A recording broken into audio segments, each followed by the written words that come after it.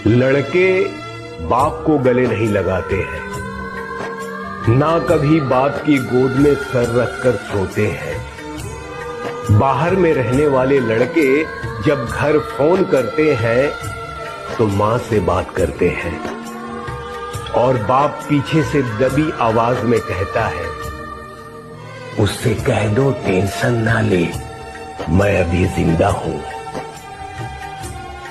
आपको मेरा सलाम है सर।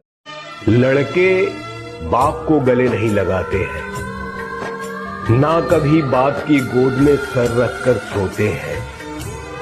बाहर में रहने वाले लड़के जब घर फोन करते हैं तो मां से बात करते हैं और बाप पीछे से दबी आवाज में कहता है, उससे कह दो टेंशन ना ले, मैं अभी जिंदा हूं।